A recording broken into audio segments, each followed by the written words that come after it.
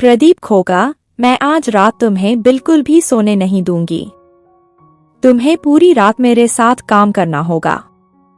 मेरी बात सुनकर प्रदीप मुस्कुराया और बोला, ठीक है माँ, मैं तुम्हारे साथ पूरी रात काम कर सकता हूँ। लेकिन क्या तुम मेरे साथ काम कर सकते हो? प्रदीप का सवाल सुनकर मैं थोड़ा हैरान हुआ और बोला, मैं क्यों नहीं कर सकता, मैं हमेशा बहुत काम करता हूँ बेटा। मैं सब कुछ कर सकता हूँ। जैसे ही मैंने बोलना समाप्त किया, मेरे बेटे प्रदीप ने कहा, ठीक है, चलो देखते हैं कि आप कैसे काम कर सकते हैं। मेरे बेटे प्रदीप के बोलते ही उसने मेरे सामने यह बात कहकर मुझे चौंका दिया। नमस्कार मेरे प्यारे दोस्तों, आप सब कैसे हैं? हर दिन की तरह आज मैं एक नए वीडियो के साथ हाजिर हूँ। आज मैं आपको अपने बेटे के साथ अपने जीवन की एक और अद्भुत सच्ची कहानी सुनाऊंगी। मुझे पता है आपने शायद ऐसी कहानी पहले कभी नहीं सुनी होगी। मैं पूरे यकीन के साथ कह सकता हूँ कि आज का वीडियो देखने के बाद आपके मुंह में भी पानी आ जाएगा। इसलिए मैं आपसे अनुरोध करता हूँ कि पूरा वीडियो देखें। तो चलिए बिना देर किए कहानी पर वापस आते हैं। मैं दिशा रॉय हूँ। मैं 38 वर्ष की विधवा हूँ। मेरे पति का नाम भौमिक रॉय था। मेरे पति भौमिक रॉय लगभग 5 साल पहले हमें छोड़कर चले गए थे। मेरा एक बेटा है। मेरे बेटे का नाम प्रदीप है। मेरा बेटा प्रदीप 21 साल का है। मेरे बेटे प्रदीप ने बहुत पहले ही पढ़ाई छोड़ दी थी। अब वह सारा दिन मोहल्ले के लड़कों के साथ घूमने फिरने में बिताता है। मेरे पति भौमिक के देहांत के बाद मैं अपने परिवार का किसी तरह भरण पोषण करने के लिए अकेले ही काम कर रही हूँ, ताकि मेरा बेटा और मैं दिन में 2 बार भोजन कर सकें। लेकिन मेरा बेटा प्रदीप इकलौता बेटा होने के बावजूद मेरी किसी भी तरह से मदद नहीं करता। वह मेरी ही तरह खुश है और मैं एक अजीब मानसिक उथल-पुथल से गुजर रही हूँ। मैंने अपने बेटे प्रदीप को बचपन से ही बहुत प्यार किया है। मैंने हमेशा उसका बहुत ख्याल रखा ताकि वह मेरी तरह एक अच्छा इंसान बन सके। लेकिन मेरा विचार पूरी तरह गलत था। मेरा बेटा प्रदीप अपने भविष्य के दृष्टिकोण के प्रति उदासीन था।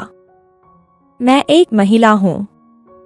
इसके अलावा क्या मैं बूढ़ी हूँ? मैं अब भी बहुत खूबसूरत दिखती हूँ। इसके अलावा मेरी अपनी कई इच्छाएं हैं। मेरे कई शौक हैं। पति के चले जाने के बाद मैंने अपनी सभी इच्छाओं और शौक को त्याग दिया और अपने बच्चे के बारे में सोचते हुए काम करने लगी, ताकि मेरा बेटा प्रदीप थोड़ा बेहतर हो सके। मैंने बहुत कोशिश की है कि मेरा बेटा अपने भविष्य के बारे में थोड़ा सोचे, लेकिन मेरी कोशिशें कुछ खास कारगर नहीं रहीं। मेरा बेटा प्रदीप मुझे कभी समझने की कोशिश नहीं करता था। वह हमेशा अपने स्वभाव का ही रहता था। जब मेरे पति मुझे छोड़कर चले गए तो मैं एक परछाई की तरह अकेली पड़ गई। मुझे क्या करना चाहिए? उस समय मुझे कुछ समझ नहीं आया। मेरे मन में तरह तरह के विचार आने लगे, मानो मेरी जिंदगी एक पल में रुक गई हो। पति के जाने के बाद मैंने उम्मीद की थी कि मेरा बेटा प्रदीप मेरे साथ होगा, लेकिन आज वो उम्मीद कहाँ गायब हो गई। मेरी जिंदगी ऐसे ही चलती रही।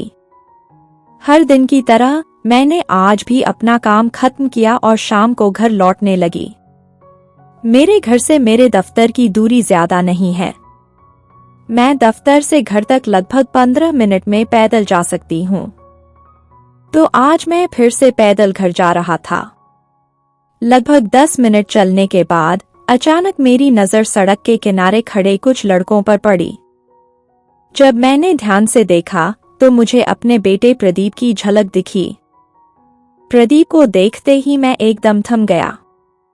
मेरा बेटा प्रदीप सड़क किनारे अपने दोस्तों से बातें कर रहा था। मैं भी सड़क किनारे खड़ा रहा और अपने बेटे प्रदीप को एक नजर से देखता रहा। मुझे वहां उस तरह खड़ा देखकर मेरा बेटा प्रदीप अपने दोस्तों को छोड़कर सीधे मेरी तरफ आया। मेरा बेटा प्रदीप आकर मेरे सामने खड़ा हो गया और मुझसे कुछ अजीब तरीके से बोला, क्या बात है माँ? आप यहाँ क्यों खड़ी हैं? प्रदीप के सवाल के जवाब में मैंने खान से ऊंची आवाज में कहा, क्या तुम्हें पता नहीं कि मैं यहाँ क्यों खड़ी हूँ? बेटा, मैंने तुम्हें कितनी बार कहा है कि ठीक से पढ़ाई करो और इन लड़कों के साथ मत घूमो। क्या तुम मेरी एक भी बात नहीं सुनते? मेरे सवाल के जवाब में मेरे बेटे प्रदीप खान ने ऊंची आवाज में कहा, माँ, मैंने तुम्हें पहले भी बताया है और फिर से बता रहा हूँ कि मैं पढ़ना नहीं चाहता। अब इस बारे में मुझसे कभी कुछ मत कहना। तुम अब घर जाओ, मैं थोड़ी देर में वापस आता हूँ। प्रदीप ने अपना भाषण समाप्त किया और अपने दोस्तों की ओर मेरे पास से गुजर गया। प्रदीप के जाते ही मैंने एक गहरी सांस ली, खुद को संभाला और सीधे अपने घर लौट गई। प्रदीप से मैं कुछ भी कहूँ, वह मेरी बात नहीं सुनेगा। मैं इसे अच्छी तरह समझता हूँ। घर लौटते ही मैंने पाया कि मेरा घर उसी हालत में था जैसा मैंने सुबह छोड़ा था। सब कुछ पहले जैसा ही है। मतलब मेरा बेटा प्रदीप आज पूरे दिन एक बार भी घर नहीं आया।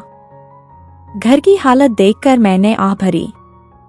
मैं कुछ मिनटों तक वहीं खड़ा रहा, मन ही मन सोचता रहा और फिर अपने कमरे में चला गया। कमरे में जाकर मैंने फ्रेश होकर थोड़ी देर आराम करने के लिए बैठ गया। मैं आराम कर रही हूँ और अपने पति भौमिक के बारे में सोच रही हूँ। जब मेरे पति ने मुझे छोड़ा तब मेरी उम्र 35 साल थी। अगर मैं चाहती तो मैं अपने जीवन को एक और मौका दे सकती थी।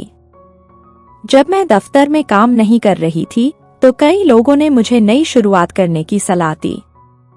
लेकिन सच्चाई यह है कि मैं नई शुरुआत नहीं कर सकी क्योंकि मैं अपने बेटे प्रदीप के बारे में सोच रही थी। मुझे लगता था कि शायद एक दिन मेरा बेटा प्रदीप मेरे बारे में सही सोचेगा। लेकिन आज लगता है कि मेरी ये सोच गलत साबित हो गई है। जब मैंने अपने बेटे प्रदीप के बारे में सोचा तो मेरे मन में कुछ हलचल हुई। आज मेरा मन पहले से कहीं अधिक बेचैन है। मुझे अभी अच्छा नहीं लग रहा है। मैंने खुद को शांत करने के लिए अपनी सीट से उठकर सीधे रसोई में चली गई। मैं रसोई में गई और रात का खाना बनाने लगी। मैं अपनी रसोई में खाना बना रही हूँ और अपने बेटे प्रदीप के बारे में सोच रही हूँ। अगर मेरे बेटे प्रदीप ने मेरी बात मानी होती तो मुझे अब कोई दुख नहीं होता। मैं काफी देर से प्रदीप के बारे में सोच रही थी कि अचानक मुझे महसूस हुआ कि मेरा पानी टूट गया है। पानी टूटते ही मैं खुद को संभाल नहीं पाई। मैंने जैसे तैसे अपना काम खत्म किया और सीधे अपने कमरे में चला गया। कमरे में लौटकर मैंने कुछ देर आराम किया। रात होते होते मेरा बेटा प्रदीप घर लौट आया। मेरा बेटा प्रदीप घर आया और मेरे दरवाजे के सामने खड़ा होकर मुझे जोर जोर से पुकारने लगा। प्रदीप की आवाज सुनकर मैं अपने कमरे से बाहर निकली और सीधे दरवाजे की ओर गई।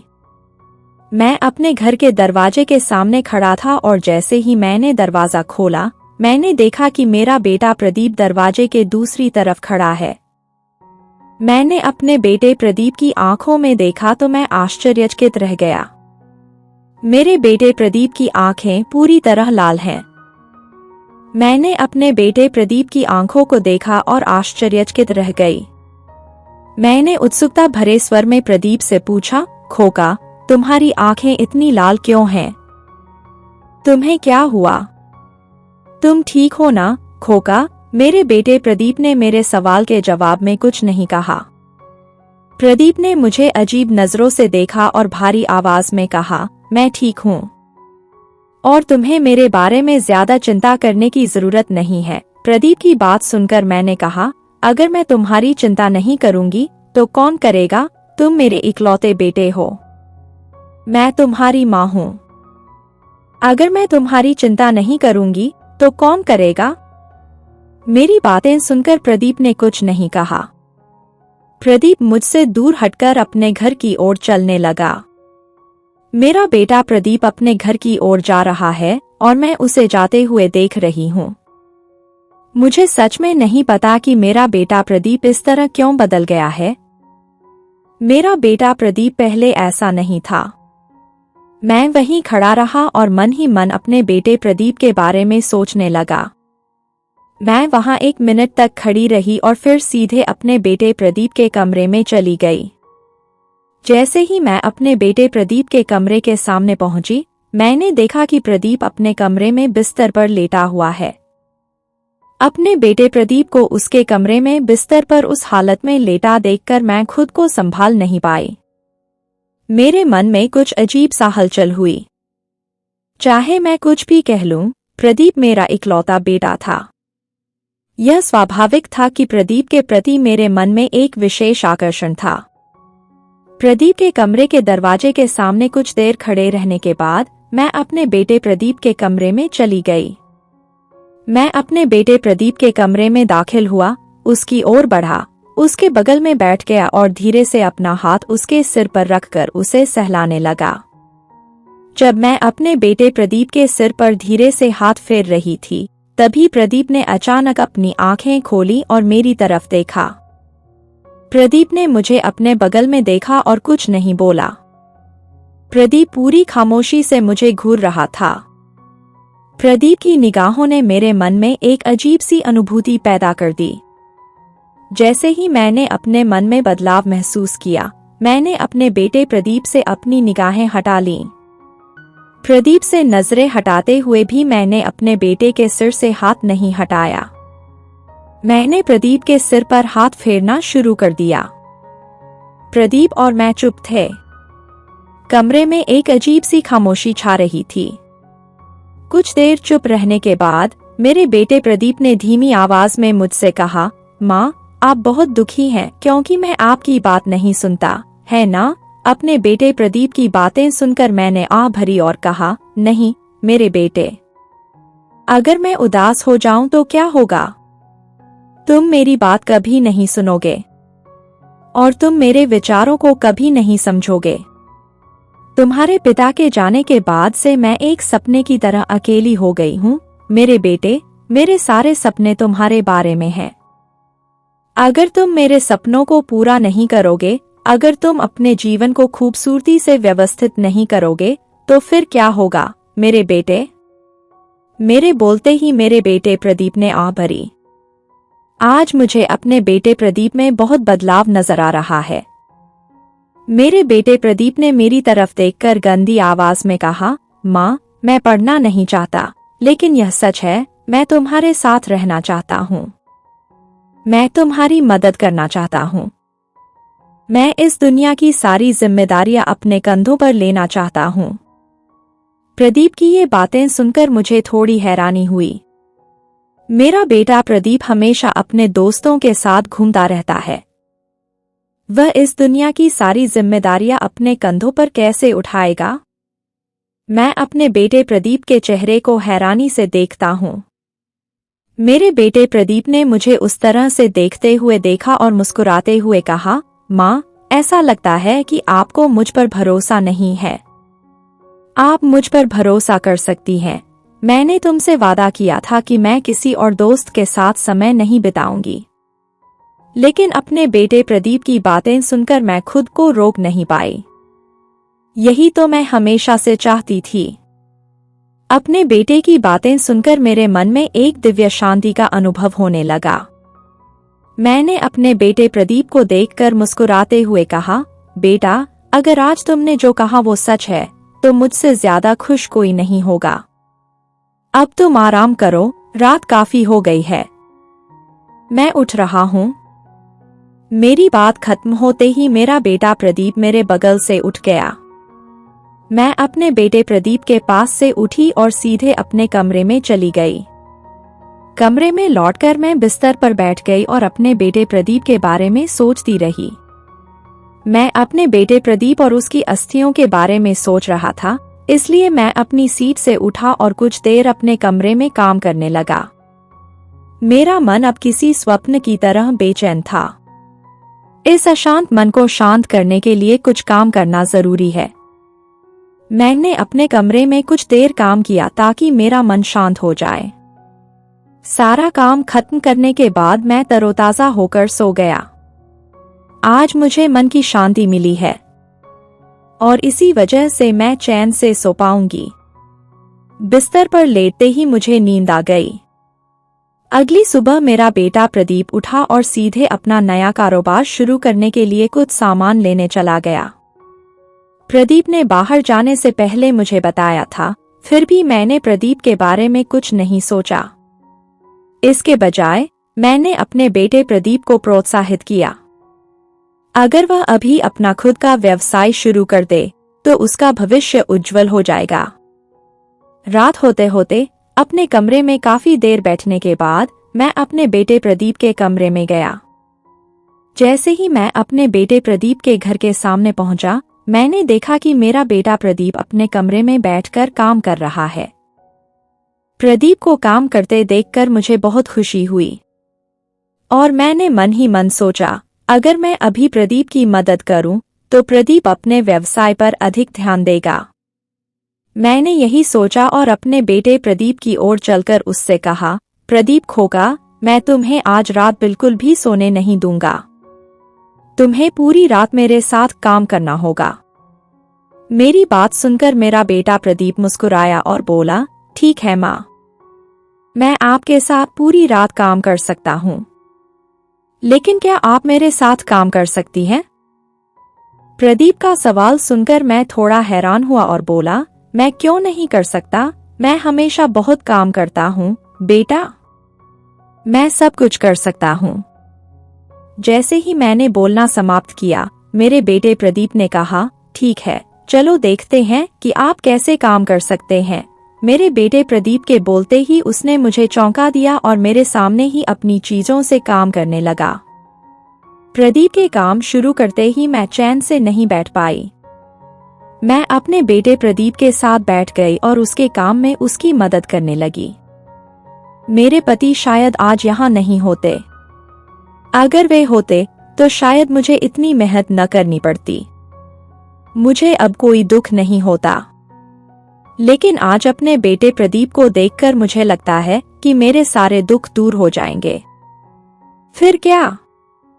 मैंने अपने बेटे प्रदीप के साथ बैठकर बातें करते हुए काम शुरू किया। मेरा बेटा प्रदीप मेरे साथ काम करके बहुत खुश था। प्रदीप को इतना खुश देखकर मुझे बहुत सुकून मिला। मैं चाहता हूं कि मेरा बेटा प्रदीप हमेशा इसी तरह मेरे साथ रहे। तो दोस्तों, यह मेरे जीवन की एक सच्ची कहानी थी जो मैंने अपने बेटे के साथ बिताई। आज की कहानी आपको कैसी लगी? मुझे कमेंट्स में जरूर बताएं। प्यारे दोस्तों, आज का वीडियो यहीं समाप्त होता है। अगर आपको हमारा वीडियो पसंद आया तो कृपया इसे लाइक करें और चैनल को सब्सक्राइब करें। आज के लिए अलविदा। कल एक नए वीडियो के साथ मिलते हैं। तब तक सभी स्वस्थ रहें। धन्यवाद।